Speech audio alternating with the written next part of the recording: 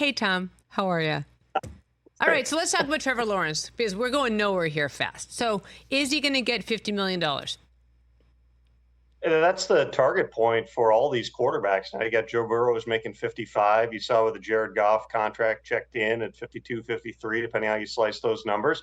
I think that with the way that the salary cap is going and the way that the marketplace has gone, there's no reason for any of the top quarterbacks who are coming up to think that they shouldn't be pushing that number. Now, Kirk Cousins, of course, got done back in March. That was $45 million per year. He's also 36 years old, coming off of a torn Achilles, and got really strong guarantees on that contract as well. With Trevor Lawrence, really the kind of equation that the Jaguars have to work out here, and it seems like their answer is it adds up for Trevor Lawrence, is just the inconsistency in the play, the inconsistency of the team so far through the course of his career. He was the number one pick for a reason.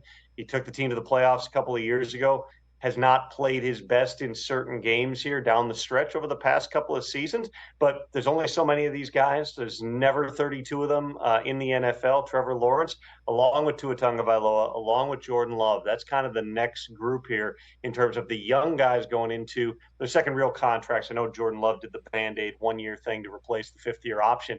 But these are the guys who are the next ones up. And so absolutely, the cap continues to rise, which is why teams like the Lions are willing to give a record signing bonus to a guy like Jared Goff, push out a lot of those cap consequences into the future, say we're going to lock them up right now. And quite frankly, with some of the other names that are coming up in the coming years here, it does make sense for the Jaguars to get something done with Trevor Lawrence sooner than later if they're able to agree on exactly what that number should be. Who's going to be the next huge contract, like the next huge contract that blows us all away? I mean, I'd say it's Dak Prescott, whether that ends up being with the Cowboys or somebody else, because he, like Kirk Cousins last year and Kirk Cousins back in 2018, he's the rare franchise quarterback who, as of now, nothing's done. They could still work something out here at some point. But as of now, he's looking like he's going to hit unfettered free agency next March. And so by that point, the aiming point, well, could be the first $60 million quarterback. That all presumes that Dak Prescott continues to play at a high level. No matter what you think of Dak Prescott, it's hard to make an argument that perennially he's not a top 10, top 8, maybe even top 6 quarterback in the NFL. And Jerry Jones and the Cowboys, for whatever reason, have had the philosophy in recent years here that they're going to always kick the can down the road on these contracts. And what that means is, yeah, you buy yourself more time. And if a guy falls off, if you have a Jalen Smith situation where you pay him and he doesn't play well and you got to cut him, you avoid that.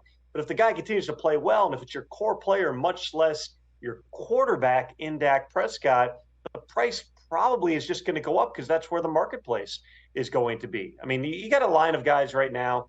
Justin Jefferson, too, is going to reset the market for non-quarterbacks at some point in the not-too-distant future. But him and the Vikings have been working on that for over a year, and they haven't been able to get to that point. CeeDee Lamb, certainly, Dak's teammates, up for a big deal. Micah Parsons would be third in line in Dallas, but at some point here, he's going to be looking at a record type of a contract. And then again, it goes back to those quarterbacks. And if you're the Dolphins with Tua, the Packers with Jordan Love, what is that number? Jordan Love doesn't have the track record of some of the other quarterbacks that have been taken up high. But if you look at him over the second half of last year, but for that interception, obviously, against San Francisco, he looks like he might be that next guy. You're just betting that those 8-10 games, whatever the number is what Jordan Love is going to be in the future if you're committing to him at a 50, 55, maybe higher type of a number, which certainly based on the Packers organizational philosophy, based on how hard it is to find that guy and the amount of time they've put into developing Jordan Love,